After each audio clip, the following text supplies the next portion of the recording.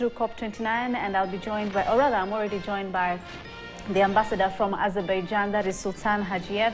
And later, part 2 of this show, we'll be talking to journalists or editors from here and in South Africa. So we'll be telling you about that also a bit later. But first, I want us to get into that conversation now with Ambassador Sultan Hajiev, who is the ambassador from Azerbaijan. Thank you so much for making time for us. Thank you so much for inviting me. Right. From the discussion that we've had earlier, I understand it's the first time we're having an embassy from Azerbaijan in Kenya. Indeed. Very true. Tell us about that. Well, as you've just said, there was never an embassy of Azerbaijan in Kenya before it was established last summer. I believe that's a strong sign of interest and commitment of both governments to further strengthen existing relations. And we believe Kenya to be one of the strategic countries in Africa. And we're very much looking forward to harness this opportunity of our diplomatic presence to, as I said, further strengthen existing relations. We believe there are many fursa, if I'm to use a bit of my non-existent Swahili, there are many opportunities, there are many interesting initiatives, inviting initiatives, and we hope to explore and harness them efficiently. Maybe for Kenyan who's watching and is wondering, Azerbaijan is on what part of the world? Maybe tell us a bit more about it. A little bit of a history also would be good. Totally understandable. I'm well aware of the fact that not many Kenyans know much about my country. Some of them know nothing. And it's hardly surprising. We're really far away from Kenya geographically, but at the same time, the thing is that today's world, no countries are far enough. And I mean, we're all part of one single system. Going back to Azerbaijan, let me just go back to the recent history, not to bore our audience with a lot of historical details.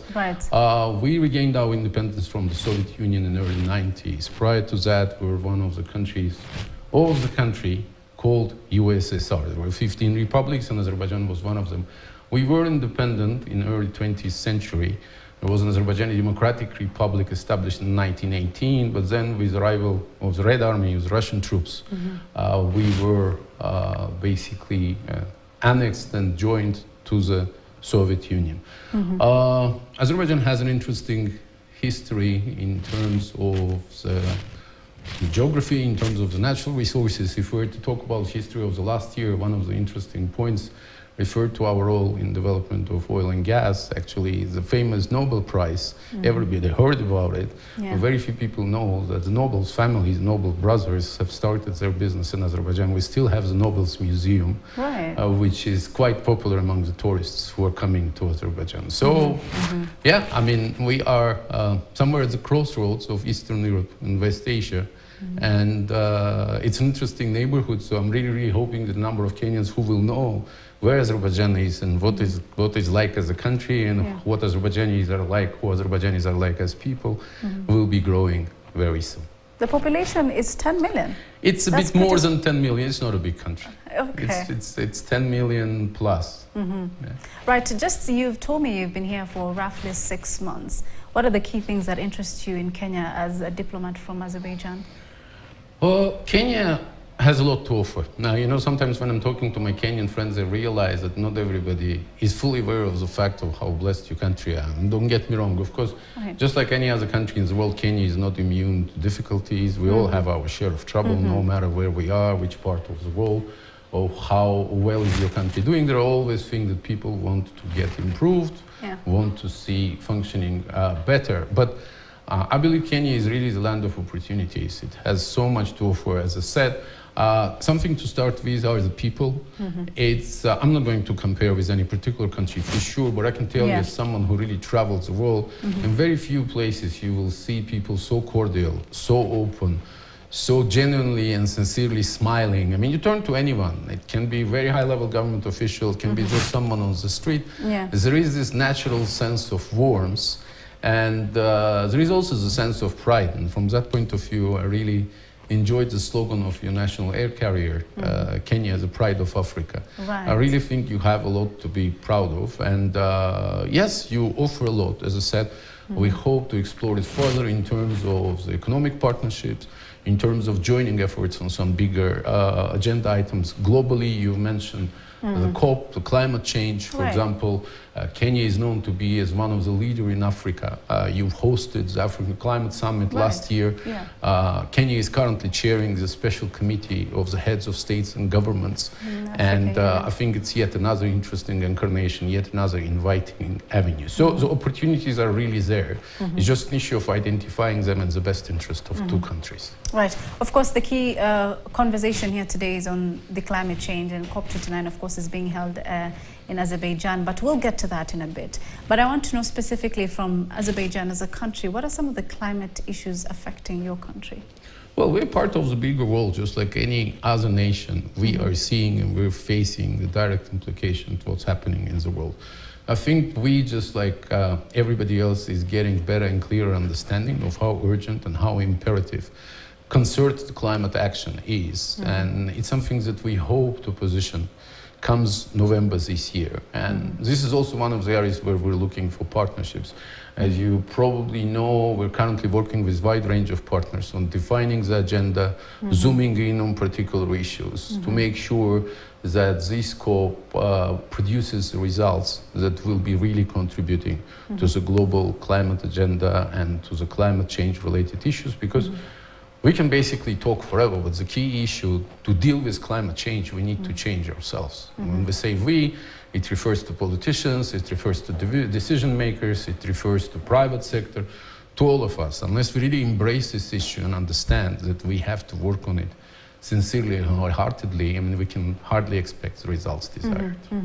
Right. Last year in 2023, Kenya hosted the inaugural Africa Climate Summit. Exactly. And of course, we had the Nairobi Declaration after that. Just maybe I want to get your thoughts on what you thought about that particular summit. I think it was a pioneering opportunity. I'm not saying it to be nice to the Kenyan government counterparts. I think they don't need this assessment to come from me, but the attendance of the event itself has been speaking volumes about the way it was perceived in the world. Looking at the list of dignitaries, looking at the number of people, heads of states and governments, some key decision makers and players from all over the world, from the UN Secretary General to head of EU, special representatives of the leading countries in the field of climate change. I mean, our partners from United Arab Emirates who hosted the previous COP were also present. I think this was really groundbreaking, pioneering opportunity, which has reinforced the important role that Kenya is playing on the subject, on the agenda. And I mean, I've already partially mentioned that one of the areas that we consider to be of importance for us as we're looking at the wide range of bilateral partnership is actually working with Kenya on climate change. We want to work with everyone. However, with Kenya, we see these very particular opportunities, very particular results that you have already produced, and you are staying on this agenda, which we just want to take advantage of.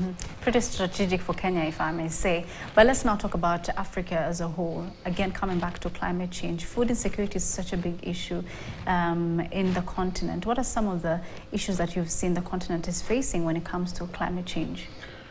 Well, I mean, it just so happens that I'm probably in a bit of a better position to answer these questions than many of my colleagues because of my previous life. I used to work for United Nations, and one of the assignments that I did was actually in the neighborhood. I spent 1 year in Somalia doing post-drought need assessment.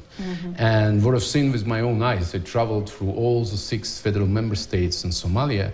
I've seen the area is suffering from drought, and really suffering. We're not talking about shortage, we're talking about absence.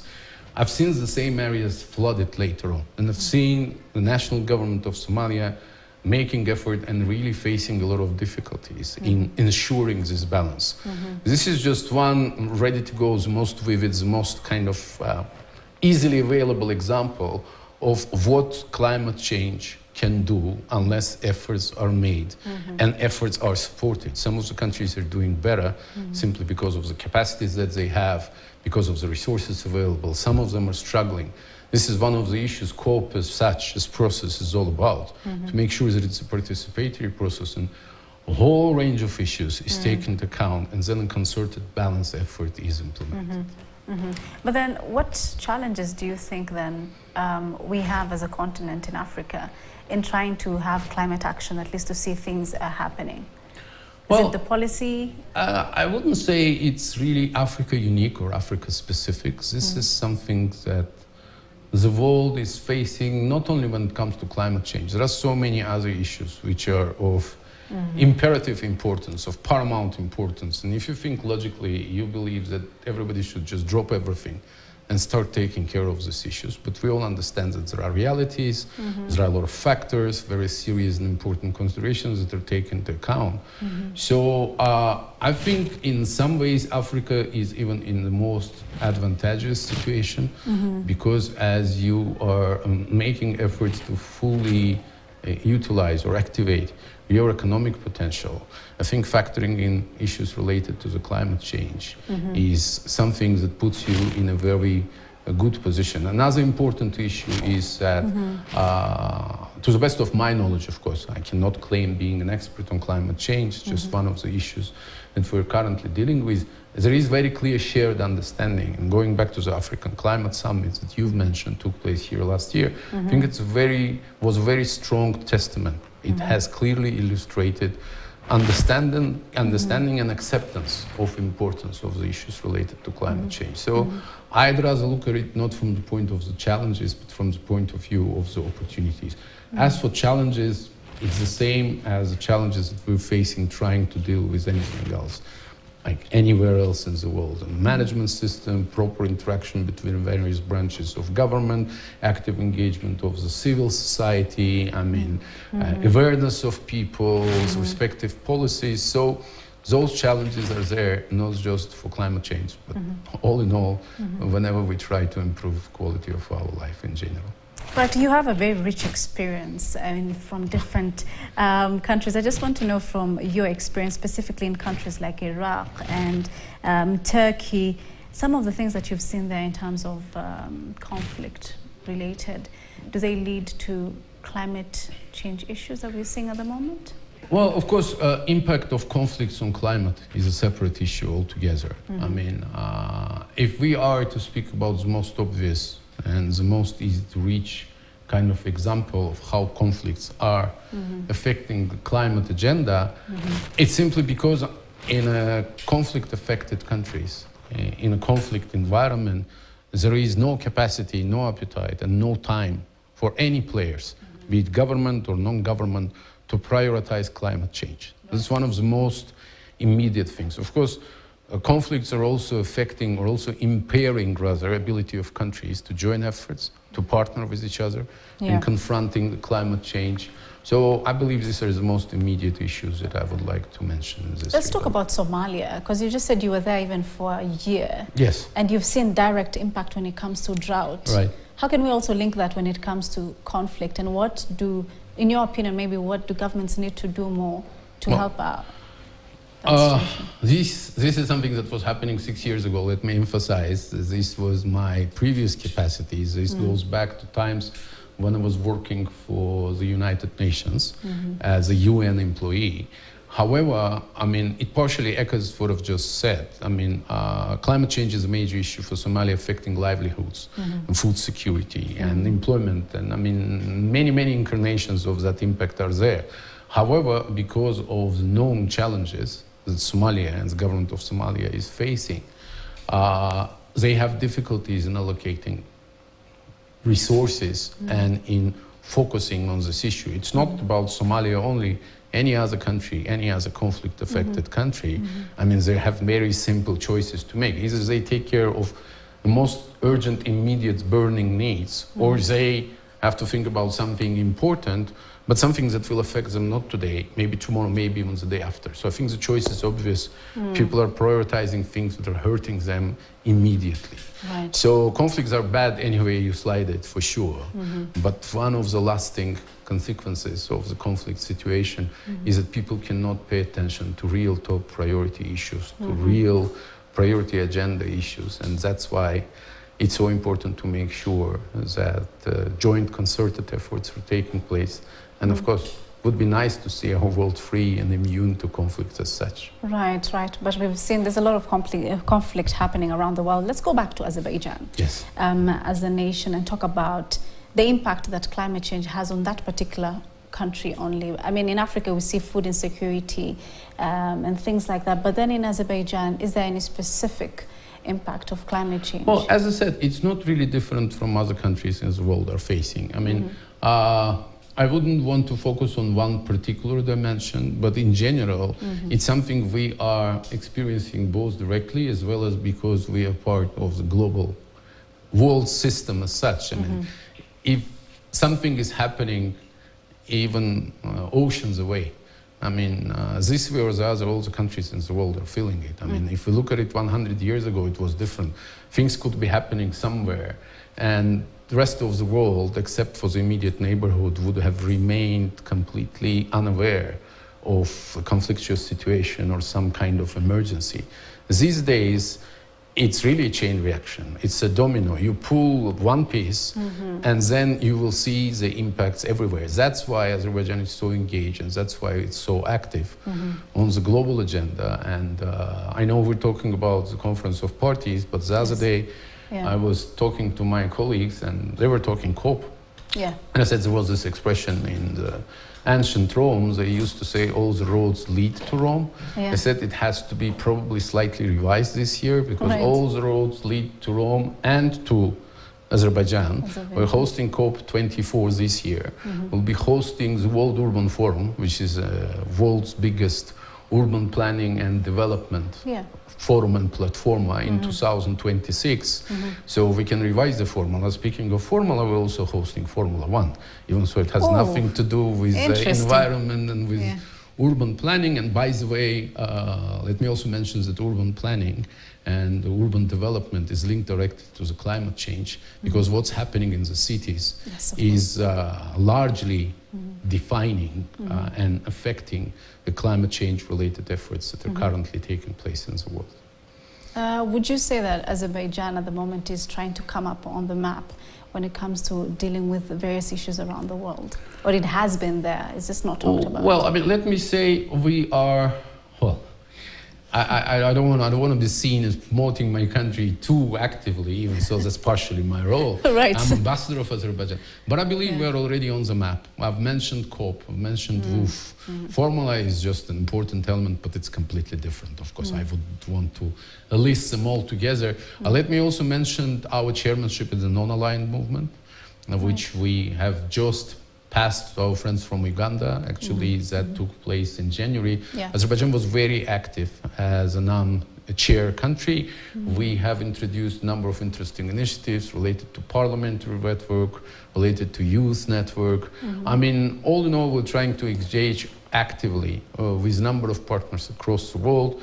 What we were discussing at the very beginning, the fact that Azerbaijan opened an embassy here in Kenya is yet another example of us being not just active but proactive. Of course, it's based on mutual interest.